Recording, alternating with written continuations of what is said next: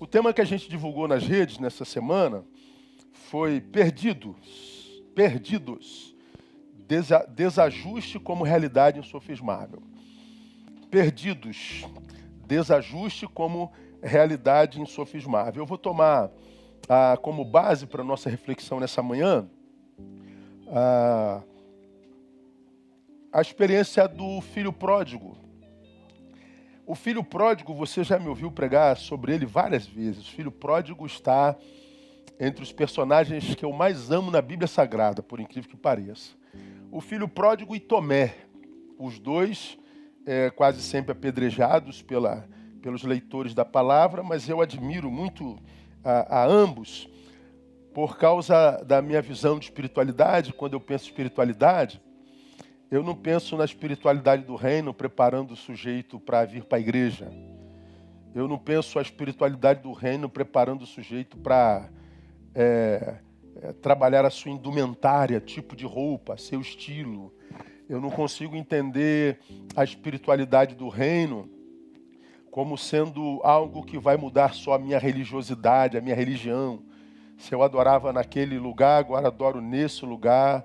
Se eu adorava aquele Deus, eu agora adoro esse Deus. Então, para mim, a espiritualidade do reino está para além dessa performance coletiva. A ambiência da igreja, a ambiência do salão de culto. Para mim, a espiritualidade do reino, ela adentra nas entranhas da nossa humanidade, fazendo de nós melhores seres humanos.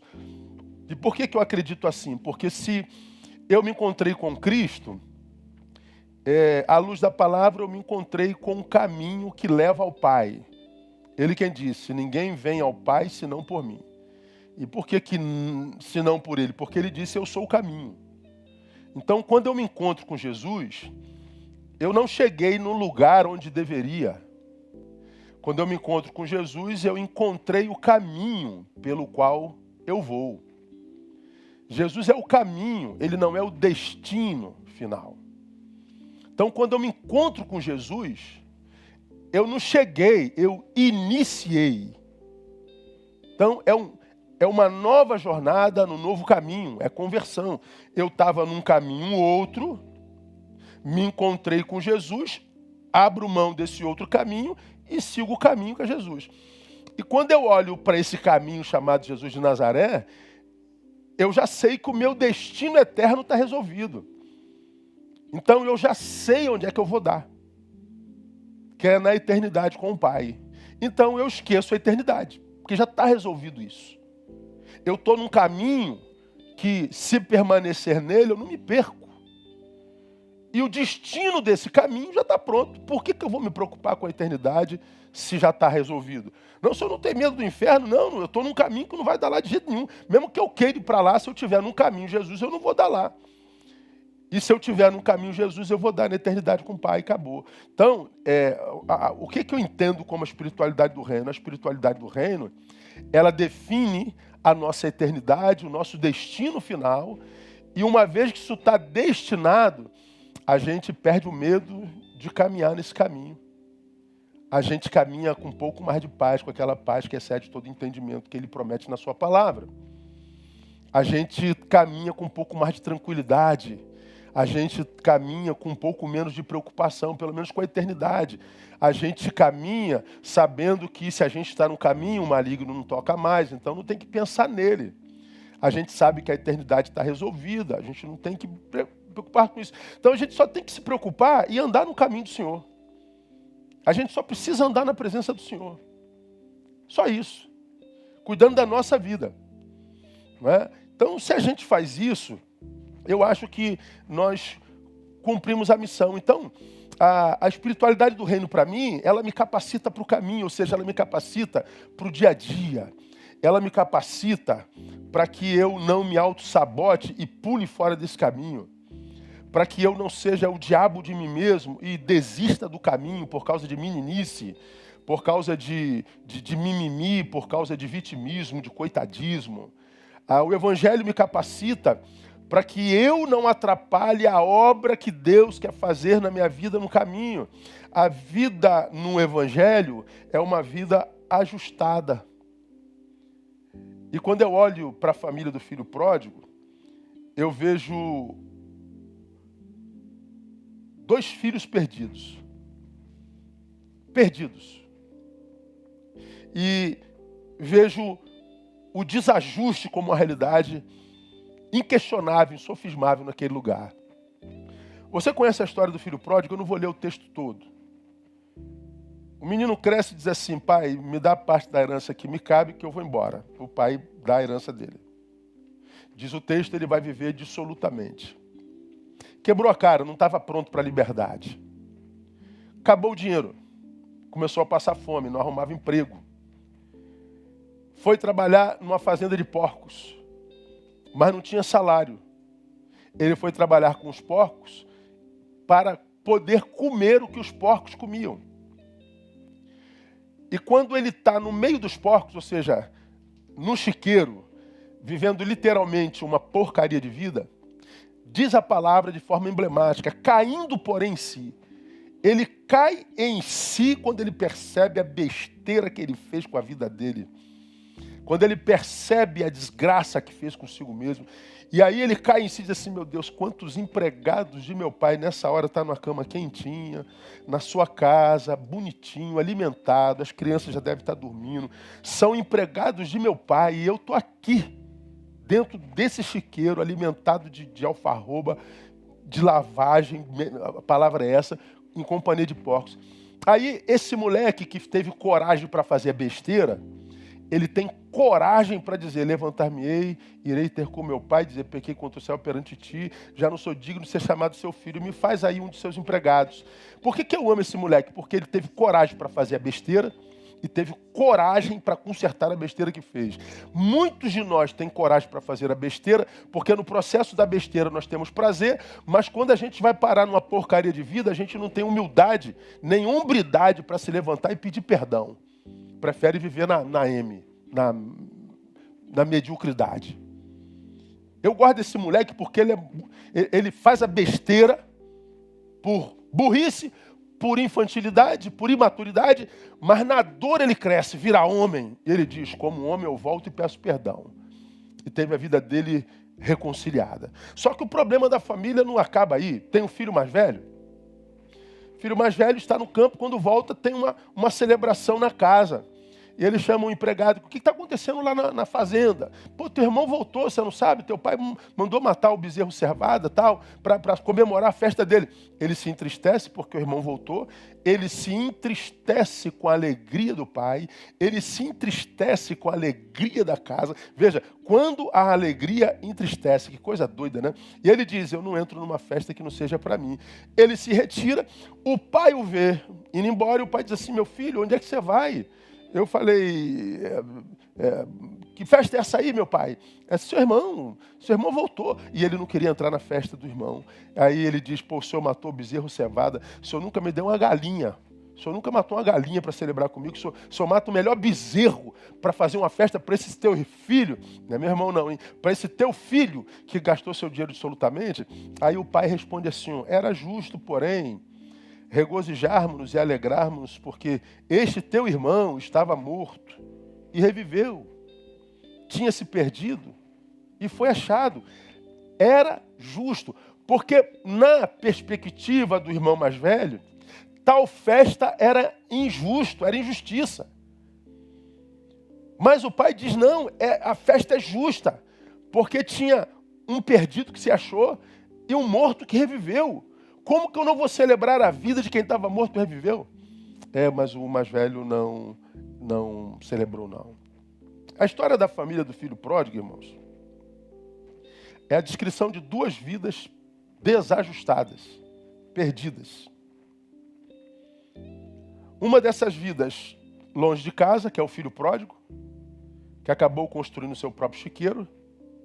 E a outra vida desajustada é do filho mais velho, que estava perdido dentro de casa. Então, na história do filho mais velho, tem um perdido fora e tem um perdido dentro. Tem um desajustado fora e tem um desajustado dentro.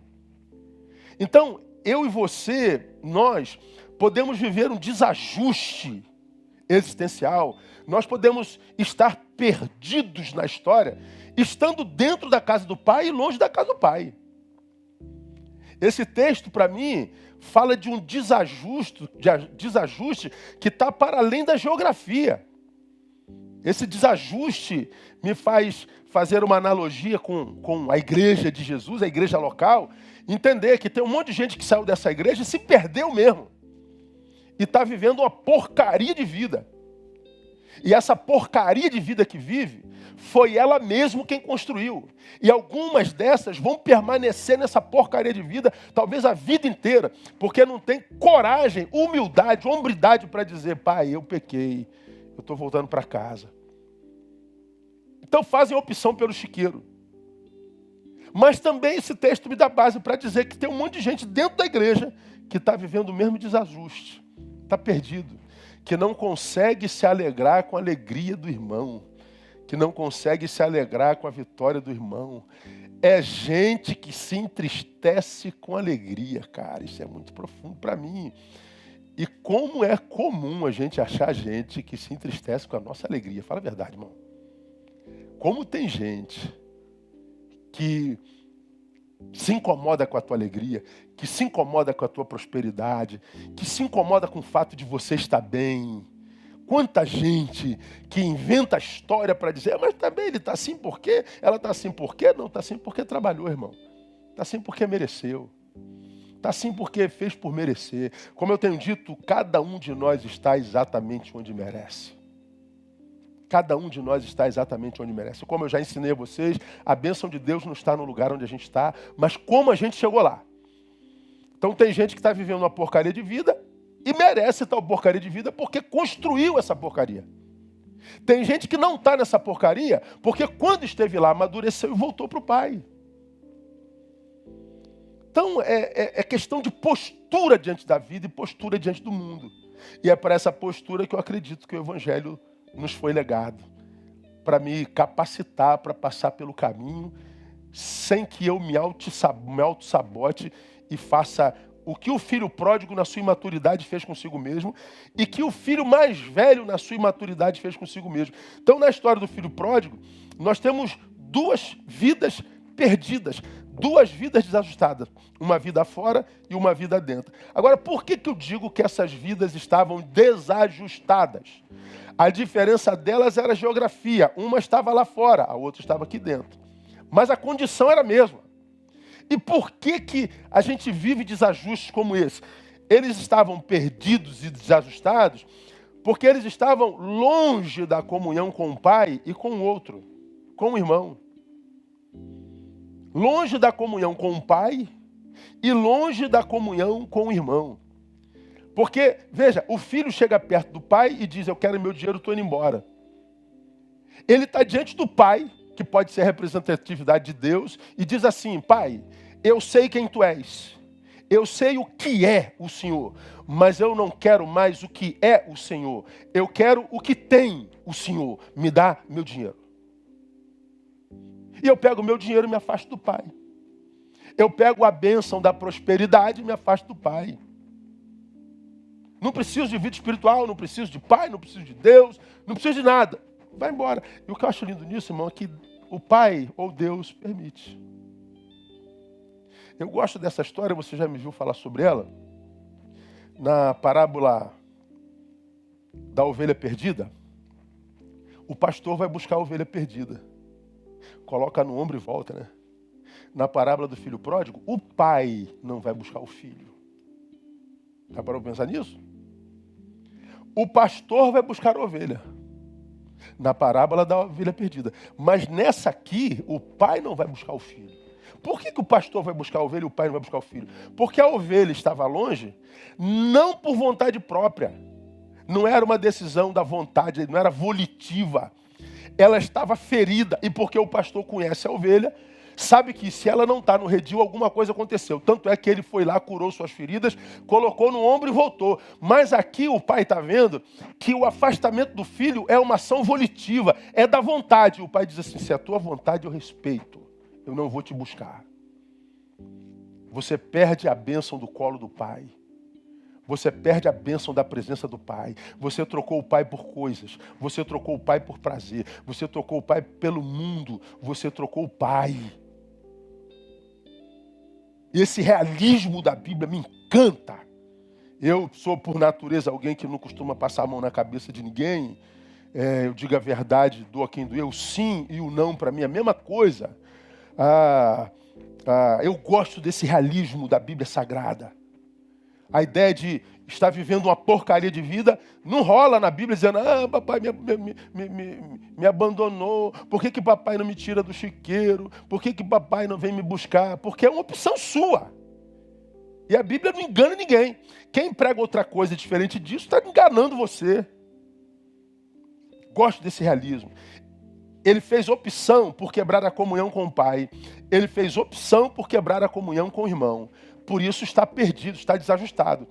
Quando eu abro mão da comunhão do Pai e dos irmãos, eu estou manifestando alguma coisa ao mundo. E a primeira coisa que eu manifesto, que a ingratidão me pegou. Ingratidão. Irmão, quando eu olho para a minha história e vejo o que Deus fez na minha história, e quando eu olho para a minha história, vejo quantos irmãos Deus usou para fazer o que fez na minha história. E por alguma razão eu rompo com essa história, rompo com Deus e rompo com os irmãos e vou viver a minha vida egoisticamente, hedonisticamente, eu estou sendo ingrato. Quanta ingratidão a gente vê no meio cristão, irmãos, assim, de forma repetida, é quase regra. O problema é que você já me viu falar sobre isso 1000 vezes, é que a graça na língua grega é a palavra charis. E a gratidão na língua grega é a palavra chariti. Elas têm a mesma raiz. Charis, chariti. Chariti é produto da graça. Quando eu estou produzindo ingratidão, é porque eu me afastei da graça. Eu não produzo mais gratidão, eu me afastei da graça. E qual é o problema de a gente se afastar da graça? É você olhar para a experiência de Paulo, que tinha um espinho na carne, pediu a Deus para tirar aquele espinho, aquela vergonha, aquela dor, e Deus disse: não, o espinho fica, eu vou aumentar a graça, a minha graça te basta. A graça de Deus, entre outras coisas, é aquela que me capacita para viver dores, das quais eu quero me livrar, mas não consigo. A minha graça te basta. A graça de Deus é, entre outras coisas, graça de Deus para me fazer suportar circunstâncias que eu não queria estar vivendo, mas que a vida me impôs. E a graça é graça para suportar isso. De modo que quando eu estou debaixo da graça, haja o que houver, venha o que vier, eu suporto. Posso todas as coisas daquele que me fortalece na graça. Quando eu sou ingrato, eu abro mão dessa bendita graça. Eu estou me sabotando, meu Deus do céu. Eu estou acabando comigo, eu estou acabando com a minha história. Eu estou blindando o céu, vai dar ruim, como diz a juventude hoje. E eu vejo essa ingratidão no pródigo. Por quê? Porque ele não considerou o que era. E mais, que era como consequência da sua relação com o pai. Cara, você é filho. Você existe por causa do pai. Você está de pé por causa do pai. Você se alimenta por causa do pai. Você anda por causa do pai. Você existe, você se movimenta por causa do pai. E agora você rompe com o pai ingratamente, como quem diz, não me interessa mais. Foi o que aconteceu com o filho pródigo. Acabou vivendo uma porcaria de vida. A ingratidão, para mim, para o Neil, é o pior sentimento que a gente pode ver nutrido no coração de uma pessoa. Eu acho a ingratidão um negócio diabólico ao extremo. Então, como a ingratidão é quase regra no mundo contemporâneo, esse mundo hedonista, egoísta, individualista, eu, por natureza, eu escolhi passar pela vida sem esperar gratidão de absolutamente ninguém.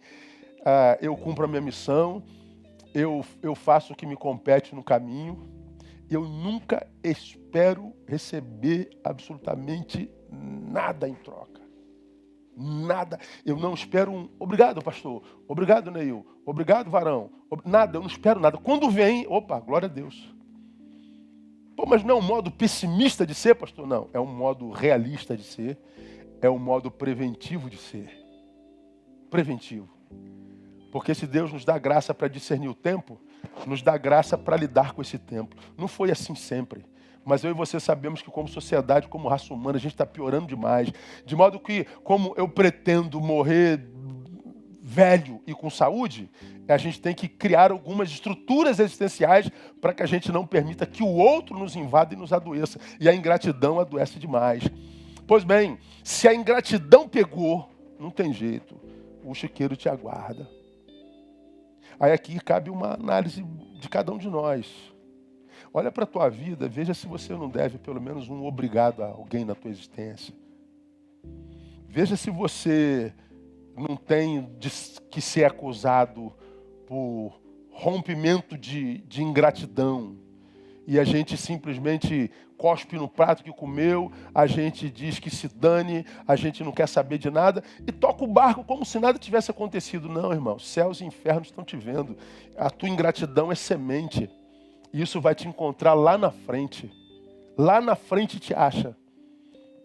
Ingratidão do filho pródigo, mas também ingratidão do filho mais velho. Por quê? Porque o amor que deveria ter pelo pai não era grande o suficiente para celebrar uma festa que não fosse sua. Bom, se o filho maduro, ou seja, o filho mais velho, fosse uma pessoa grata, ele poderia até com aquele ciúmezinho do filho que gastou o dinheiro do pai, que voltou como se nada tivesse acontecido, ele poderia até com ciúme, irmãos têm ciúme do outro, isso é normal, dizer assim, puxa vida, pô, cara, brincadeira, esse meu irmão só faz besteira, cara.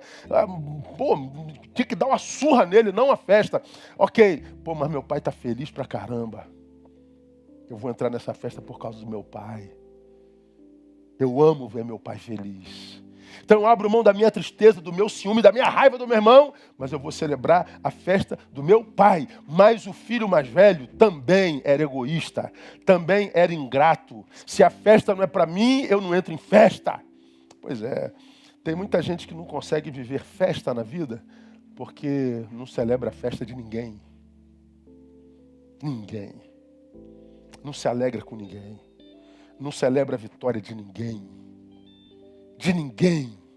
E enquanto você não aprender a celebrar a festa dos outros, talvez você não tenha uma festa para si. Guarda isso no teu coração. E por que que eu acho que os meninos estavam longe da comunhão do pai e com o irmão? E o que é que isso significa? Significa não só ingratidão, mas perceba, significa falta de amor próprio. Como você já me ouviu falar 1000 vezes, para mim esse amor é o mais importante de todos. Porque a Bíblia diz que eu devo amar o meu próximo como a mim mesmo. Se eu não me amo, eu não amo o próximo. Se eu não me amo e nem amo o próximo, eu não posso ser alvo do amor do Pai. Não é possível que eu seja alvo do amor do Pai e não consiga me amar e amar meu irmão. Então, se o Pai, de fato, me alcançou com seu amor e eu fui alcançado com o amor do Pai, é claro que eu vou me amar e porque me amo, eu posso amar o outro. Então, se eu não me amo, eu preciso de conserto. Essa falta de amor próprio é danoso. E a gente vê essa falta de amor próprio no filho pródigo. Por quê? Porque imaginou-se capaz de gerir a própria vida longe da bênção do pai. Gente assim só aprende na dor mesmo, nos chiqueiros da vida. Porque imaginar que eu não preciso do pai, ainda mais quando a gente está diante de João 15:15, onde o Senhor diz assim, sem mim, nada podeis fazer. E esse nada podeis fazer, não é que eu não possa realizar. Claro que eu posso. Eu posso, sem Deus, abrir a minha garrafa d'água. Se é que eu faço isso sem Deus, né? Vamos imaginar, eu não acredito em Deus, não quero saber de Deus, morro a Deus. Eu consigo encher meu copo de água e consigo beber uma aguinha. Como é que sem mim nada podeis fazer? Pois é, não é disso que o Senhor está falando, não. Esse texto diz que você vai trabalhar, realizar, mas nunca vai sentir-se realizado, pleno. Porque a plenitude só nele. Sem mim, nada podeis fazer que os realize, que lhes faça sentir pleno, absoluto. Então o moleque, ele foi alguém que demonstrou profunda falta de amor próprio, porque ele diz, eu não preciso de Deus.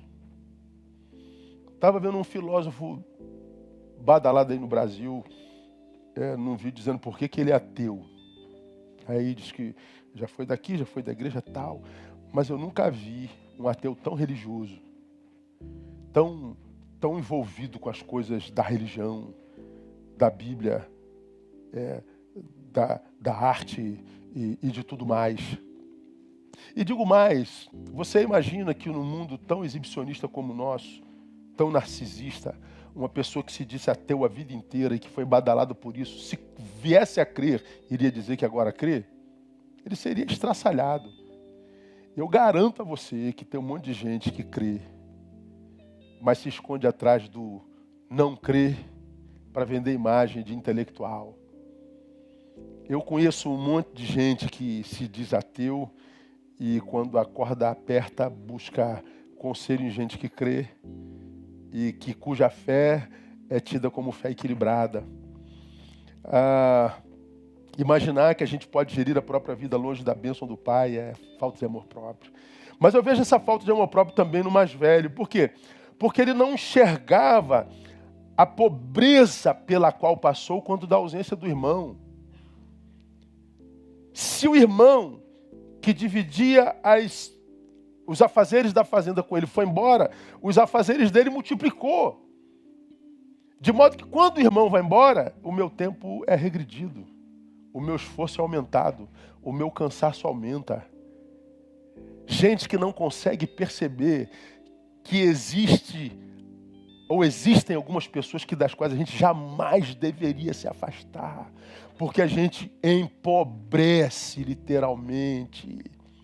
Afastar-se de algumas pessoas muitas vezes se traduz na mais profunda comprovação de ausência de amor próprio.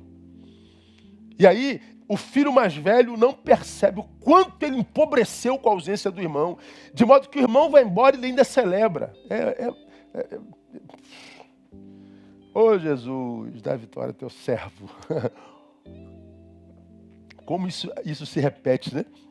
Como é que nesse tempo a gente vê tanta gente se afastando de gente que eu chamo de fonte, você me vê falar isso o tempo todo, para se aliar com gente que não tem nada para contribuir, nada, meu irmão. Gente que a gente analisa, cara, eu vou viver sozinho, eu vou viver com meu cachorro e meu gato. Porque meu cachorro, meu gato, toda vez que eu estou com eles me enriquecem de alguma forma. Quem tem cachorro sabe o que eu estou falando. Como que um cachorrinho abençoa a gente, né, irmão? Como que ele nos capacita para exercitarmos amor? Como nós nos sentimos amados? Como nós nos sentimos bem acompanhados quando nós estamos com ele? Agora tem pessoas, irmãos, que são companhias absolutamente tóxicas, absolutamente desnecessárias, absolutamente corrompedoras, absolutamente adoecedoras. E a gente se abraça esse tipo de gente e se afasta de gente fonte. Por quê? Talvez porque a gente esteja vivendo errado e a pessoa fonte diz, está errado. E a gente diz que você está querendo quebrar o meu barato, você está querendo roubar a minha alegria. Não, eu só estou tentando te livrar da dor e da perda de tempo. Pelo menos é a minha função como pastor. Lembra que no dia do pastor, eu fazendo alusão de Zé Machado, falei que o pastor é o que acende a luz.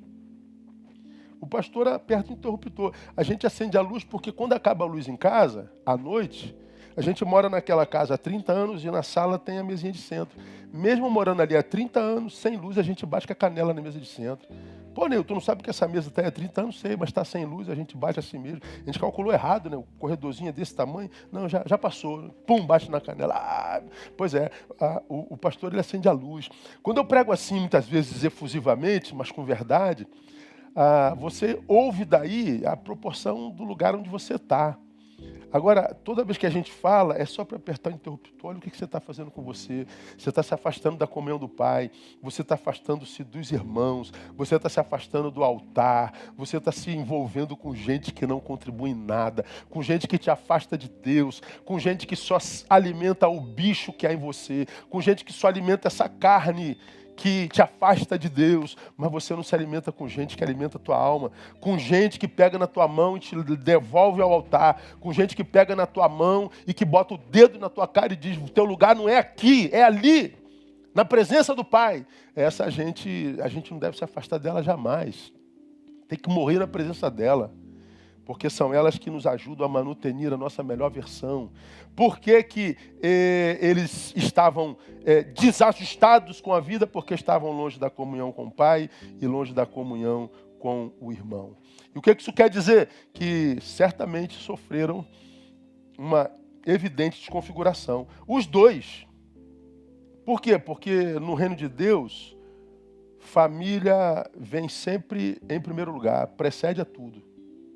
O filho mais novo vai embora, abrindo mão de família, e o filho mais velho não entra na festa da família, porque a festa não era para ele. Então, quando a tua família, irmão, já não é prioridade, você já está sendo desconfigurado. Não tem jeito. Como eu já disse num culto de família aqui na igreja, mente quem diz ser fácil viver em família. Não é fácil, não. Mente quem diz ser possível viver sem família. Não é possível viver sem família. Viver em família é fácil? Tá louco, meu irmão. Às vezes tu vê teus filhos vão se matar, irmão. Vão ir matar. Eu me lembro quando minhas filhas eram pequenininhas. Aí, pai, a Tamara fez isso. Pai, Thaís fez isso. Eu brincava assim, enfia o dedo no olho dela. Que isso, pai? Eu falei, então, perdoa. Para de brigar. Nunca enfiar o dedo no olho do outro, não. Porque tá morrendo de raiva, mas quando tu pressupõe alguma coisa ruim, não, é minha irmã. Elas estão lá brigando, vaca, nojenta, porca, e estão lá se matando. A gente ouve lá do outro quarto. Agora, se vier um de fora e chamar a irmã de porca, a outra se levanta. Porque a gente briga, mas a gente se ama. A gente briga, mas nós somos um só. Nós somos família. Viver em família não é fácil, não. Mas viver sem família é impossível, irmão. Então, quando uma pessoa começa a abrir mão da família por causa de amigo de rua, amigo de copo, amiga de balada, não é possível que a pessoa não perceba que está ficando doente, que está construindo o seu próprio chiqueiro, está se desajustando, está construindo a sua perdição. Por que esses meninos estavam desajustados? Segundo, porque suas vidas não justificavam a própria existência. É muito triste quando a minha vida não justifica a própria existência. E quando é que a nossa vida não justifica a nossa própria existência? Quando a gente passa a viver só para nós.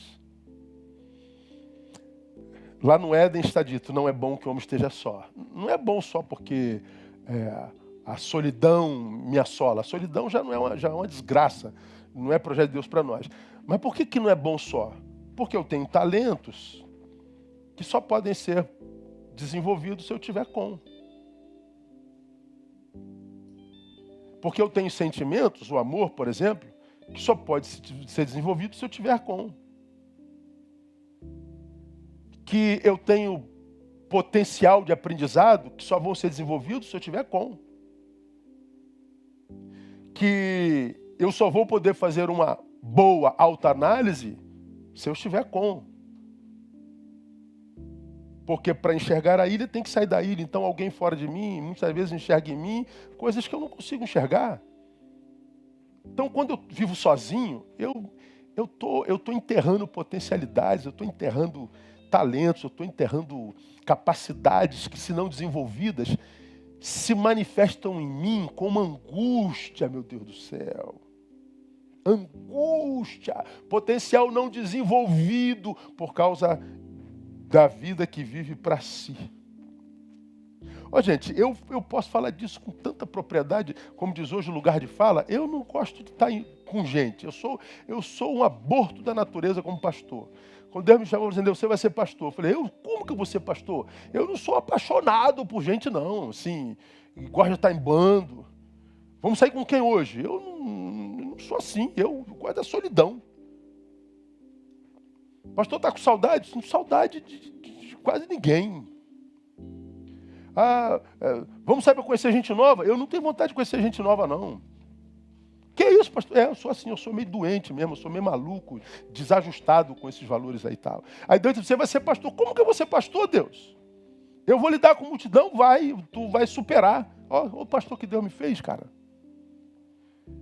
Aí meu projeto no final do ano passado era sumir um pouquinho. Aí Deus bota uma pandemia e me joga na rede social. Tá lá, quase 50 mil seguidores com 200 publicações. Aí, bum, aí o meu nome explode no Brasil. Eu falei, meu Deus do céu, Deus ri dos nossos planejamentos, né? Deus deve fazer assim, olha o que Deus está planejando para o ano que vem. Ele deve dar gargalhada da gente, né? Tadinho, coitado. Muitos são os planos do coração do homem, mas o Senhor lhes dirige os passos. Deus dá gargalhada da gente. Jeremias diz, eu sou menino, não posso. Moisés diz, eu sou gago, não posso. Ah, para de palhaçada, meu filho, em mim todos vocês podem. Tudo é possível em mim. Se você é gago, se você é menino, se você tem complexo de inferioridade, se você é preto, se você é branco, se você gosta disso, se você não gosta daquilo, se você tem esse caráter, tem aquele, se você tem essa natureza, aquela, se você tem essa personalidade, aquela, em Deus tudo é possível. Tudo é possível. Por quê? Porque a nossa vida vai justificar a nossa existência, porque independente da nossa personalidade, a gente não vai viver para nós. Então, você mesmo com quem pode. A última vez que eu sentei, a gente manteve um grupo aí, sei lá, de umas 12 pessoas, 6, 7 casais, assim, constantemente. Eu falei, ó, vamos ficar por aqui. Isso aqui é de vocês. No dia que vocês publicarem alguma coisa, acabou. Aí um não resistiu, publicou. Eu falei, acabou, a nossa reunião acabou. Pô, desculpa, pastor. Está desculpado, mas não dá não. Eu não dou a quem está sentado a mesa o mesmo que eu dou à multidão. Eu não dou à multidão o mesmo que eu dou para quem está sentado com a mesa comigo. Desculpa, eu sou assim. E o que eu gosto em Deus é que Ele respeita a nossa personalidade, né? Aí existe o outro que não consegue viver só. Ele precisa da multidão. Ele precisa do movimento. Ele precisa do vucu-vucu. Ai, meu Deus do céu, eu vou ficar maluco. Eu vou me matar nessa pandemia porque eu preciso do vucu-vucu. Eu preciso... Meu Deus do céu. É assim. Deus respeita cada um na sua vibe. Isso é lindo em Deus, né? Por isso que a multiforme graça de Deus é multiforme. Por que é multiforme graça? Porque existe multiforme formas de ser. Então, como existe multiforme formas de ser, Deus está dizendo, existe graça para todo mundo. O que você não pode é viver para si, porque senão a tua vida não se justifica. E onde que eu vejo isso no filho pródigo? Ele troca o trabalho pelo prazer. Ele troca o útil pelo fútil. Eu não quero mais trabalhar para o Senhor, eu não quero mais servir ao Senhor, eu não quero mais ter horário para acordar, horário para almoçar, horário para dormir, eu não tenho que ter mais dar satisfação para ninguém, eu só quero prazer. Agora sou eu, Pai. Pois é, essa é a desconfiguração da razão da própria vida. Quando eu troco o trabalho pelo prazer, a utilidade pela futilidade, eu estou desconfigurando a razão da minha existência. Pode explicar, pastor? Posso, claro que eu posso, eu sempre explico. No Éden, o sábado é uma recompensa para aquele que trabalhou os outros 6 dias. Portanto, o descanso, o prazer, é uma recompensa para quem trabalha. Vai vendo o que eu estou te dizendo. 6 dias trabalharás e no sábado, prazer. No sábado, descanso, celebração, faz o que você quiser. Fia o pé na jaca. É o teu dia. 6 de utilidade. Você quer ser fútil no sábado? Sábado, seja. Então olha que coisa interessante, é um paradoxo, né? Se eu trabalho, se eu sou útil, eu tenho direito ao sábado, ao descanso. Se eu não trabalho, ou seja, eu sou fútil, eu sou inútil, perdi o direito ao descanso, viverei cansado. Descanso é só para quem trabalha. Então entendam só, o sábado é uma interrupção do trabalho, a fim de permitir que o trabalhador goze do fruto do seu trabalho. Entenda isso. Se não houver trabalho, não haverá sábado. Se não houver trabalho, não haverá descanso. Se não houver trabalho, não haverá gozo. Portanto, o que a gente aprende com isso? A gente aprende que o descanso não é do trabalho, é do peso de uma vida sem sentido. Cara, fera isso, né?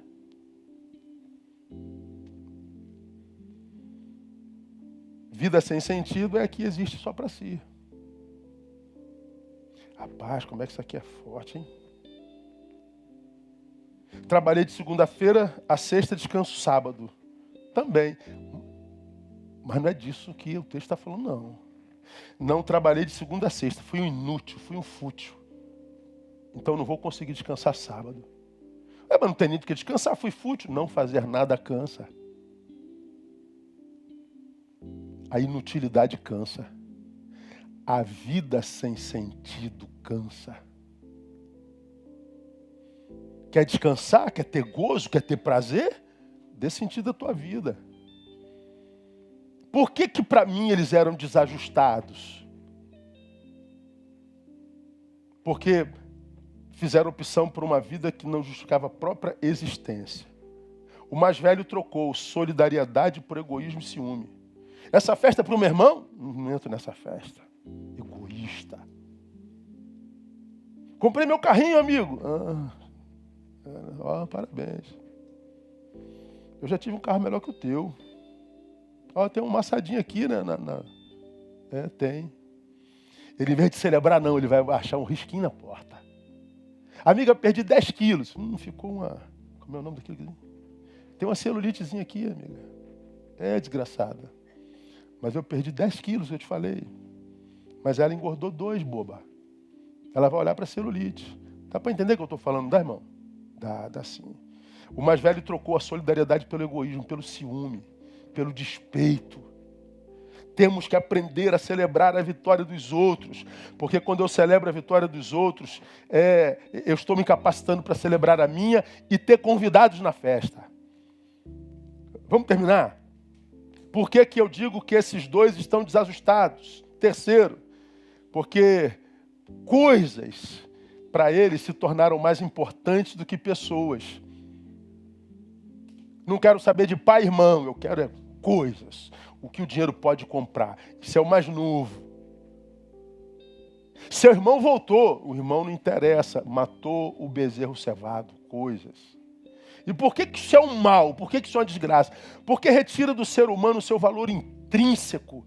Quando eu valorizo coisa mais do que pessoas, eu estou dizendo ao universo e a Deus e ao diabo que esse ser humano já não é mais para mim algo precioso. Eu arranquei dele o seu valor intrínseco. Só que eu esqueço que Deus morreu por esse homem em Jesus de Nazaré. E aí eu arrumo um problema com o próprio Deus. Se eu amo coisas mais do que pessoas, eu estou arrumando uma briga com o eterno. Porque eu retirei do homem o seu valor intrínseco. Aí o que acontece? O homem passa a valer pelo que tem. Nós estamos na época de eleição. Eleição aparece... a gente é procurado, hein? Como eu sou procurado na época de eleição. Então teve obra aí, nessa obra teve um que me procurou, falou assim, pastor, eu quero fazer uma oferta generosa para a sua obra. Quanto que está faltando para a obra? Ou quanto é tudo? Eu, em torno disso. Posso lhe dar, o irmão? É mesmo, irmão? Opa. Pode depositar aí. Me dê a sua conta. Não, minha não. É a conta da igreja. Bota lá. E não precisa nem se identificar se não quiser. Mas quando voltar ao culto, posso dar uma palavra? Ou o irmão se comprometeria em dar uma palavrinha nessa semana de eleição, me apoiando? Eu falei, mas eu não lhe conheço, irmão. Não sei da sua história, não sei de onde você vem, para onde você vai. Aqueles conchavos, não rola conchavo. Instituto Casa Viva, vem as propostas de aliança financeira, mas o senhor pode receber tanto e dizer que assinou tanto? Para abençoar a gente também? Eu falei, eu não posso fazer isso. Eu não posso receber tanto, dizer que assinei tanto para você ser abençoado. Isso não é bênção, irmão. Eu não tenho rabo, mas se eu tivesse, ia ficar preso na porta, irmão. Aí você vai embora com a tua bênção e eu fico amarrado aqui. Não rola. Irmãos, pessoas são pessoas e coisas são coisas. E se a gente ama pessoas, as coisas vêm. Por quê? Porque a gente está amando o reino de Deus, busca primeiro o reino. O reino de Deus é um reino de amigos. O reino de Deus é um reino de irmãos. Seja amigo e irmão, que as coisas são acrescentadas. E a gente viveu isso na nossa história como igreja a vida inteira. Quando a gente tira do homem seu valor intrínseco, se o homem não tem, então ele não tem valor. Para ter valor, precisa ter. Aí, para ter, faço qualquer coisa. A gente negociando tudo para ter. Aí vai perdendo a própria humanidade. É essa dinâmica materialista que produz a cultura da morte. Tem uma série na net que é chamada Bot. Acho que as pessoas que fazem plástica, vão fazendo plástica, aí esses dois médicos, eles consertam a desgraça que fizeram a outra plástica. Então, são dois médicos lá de Beverly Hills, são muito especialistas e tal. Aí ontem eu estava vendo os estragos que as pessoas fazem no corpo. Já viu aquelas pessoas que são deformadas e tal. Aí chega um rapaz, tipo Ken humano, todo mudado, e ele fez 36 cirurgias no nariz. 36 cirurgias no nariz. O que aconteceu? Parte do nariz dele está morrendo. Necrose. E ele foi lá para resolver, tomara que seja a última. Não, nós não podemos operar. Você não deve mais fazer cirurgias, porque se você mexer de novo, vai necrosar o teu corpo todo, tua face toda. Aí ele falou, como que eu posso viver com esse nariz? É a cultura da morte. A gente quer mudar o que Deus fez, a gente quer melhorar. Não, o que Deus fez não fez bom, então Deus, vou te dar uma bola aí, porque tu não sabe fazer muito bem. Olha o que o Senhor fez comigo. Então eu vou usar aqui, vou usar aqui, vou usar ali, vou usar ali, vou usar ali. Como que eu posso viver com esse nariz? Como que eu posso viver com essas marquinhas na testa, meu Deus do céu? Jesus amado, que vida tem sentido com essas marquinhas na testa, Jesus amado? Eu vou morrer. Senhor, eu tenho uma cicatriz na testa. Quando eu tinha 8 anos, eu bati, né, eu caí, bati com a testa naquele tanque de concreto. Você é do tempo do tanque de concreto? Era, né? Pois é, eu sou desse tempo. E tomava banho dentro do tanque quando era criança, lembra disso, Carlinhos? A gente tomava banho dentro nessa piscina. Eu caí e bati com a testa no tanque aqui, ó, carrego isso a vida inteira. Como que eu vou viver com essa cicatriz, Jesus amado? Jesus, como é que eu vou viver com esse barrigão, meu Deus do céu? Jesus, tem misericórdia, tem compaixão. Pois é, coisas, vaidade. A vida está para além disso, irmão. E quando a gente busca o Pai para ter dinheiro, para ter coisas, quando a gente briga com o Pai porque o Pai matou o bezerro cevado, coisas, a gente está desmerecendo pessoas, e quando a gente desmerece pessoas, a gente arruma uma briga com o Todo-Poderoso. Então você quer restaurar a sua vida? Passa a amar gente de novo. Eu não estou falando que você tem que sentir afeto, que você tem que ser fofo, que você tem que ser melodramático. Não, você só precisa servir as pessoas. Você não precisa ser fofo. Eu não sou fofo. Eu não sou melodrama, eu não choro à toa. Eu não sou beijoqueiro. Eu sou assim. Mas seja amar de outra forma. Eu amo do meu jeito. Ame do teu jeito, irmão. Você não precisa ser como aquele teu irmão, que é caloroso, que abraça, que adora beijo, que é um negócio melodramático e que, puxa a vida, que coisa linda isso, mas você não é assim. Ama do teu jeito, seja você, e seja você com excelência, e seja você sem culpa. Mas não se entregue a essa inutilidade, essa futilidade, essa forma idiota de ser, exibicionista, mas sem sentido. E não seja um desajustado existencial. Vamos terminar. Por que eles eram desajustados? Estavam perto do Pai, mas não conseguiam desfrutar da sua alegria. Mas é claro, a alegria do Pai é só para filhos que o conhecem em intimidade e não para quem só trabalha para Ele. Tem um monte de crente que só trabalha para Deus, mas não tem intimidade com Ele. Vive na igreja o tempo todo. Vive de gravata, terno, tem o evangeliquez na língua, tem os trejeitos cristãos, Trabalha a beça, mas não tem intimidade com ele. O filho mais velho está com o pai há mais tempo que o filho mais novo, óbvio. Nunca foi embora como o filho mais novo. Então tem muito mais tempo com o pai, mas nunca desfrutou da intimidade e da alegria do pai. Percebam que o pai disse que o filho perdido, além de perdido, estava morto. Estava perdido, se achou, estava morto e reviveu. Então, morte na perspectiva do pai não é ausência da vida, é vida sem sentido. É o que eu chamo de morrer antes da morte chegar. É a vida que a vida é só para si. E por que é morte na perspectiva do Pai? Porque a Bíblia diz que a alegria do Senhor é a nossa força. E Deus nunca derramaria dessa força para quem não está servindo. Por que Deus derramaria da sua alegria, que é a nossa força, para a gente que vive para si? Não tem como Deus abençoar quem desistiu do pai, quem desistiu do irmão, quem desistiu da existência, quem desistiu da graça de ser servo. Então levanta daí, meu irmão, minha irmã, vai servir. Levanta dessa condição de coitadista, de coitadismo e vai servir. Volta para a casa do pai.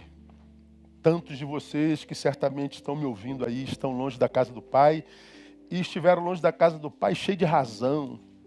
Porque na casa do pai tem fofoca, na casa do pai tem gente que não ama, na casa do pai sempre foi assim, desde quando Jesus era pastor de 12. Tinha um ladrão, tinha um traidor, tinha um iracundo que arranca a orelha dos outros com espada, tem aqueles que dormem na hora da oração e, portanto, o abandonam nos momentos de mais angústias e nunca deixou de ser igreja por causa disso. A Bíblia chama a igreja de Corinto de a igreja de Deus em Corinto. Gente que dormia com a mulher do pai, irmãos que levavam a outro à justiça, gente que adorava a Deus, mas depois ia para o culto de Afrodite, gente que... É uma desgraça, a igreja era um inferno. Mas a Bíblia chama de igreja de Deus. Pois é, maturidade é a capacidade de andar no meio dos imperfeitos sem se tornar um deles. Mas alguns de vocês acham que maturidade é não permanecer no lugar onde a imperfeição é manifesta. Ou seja, você não vai se ajustar em lugar nenhum.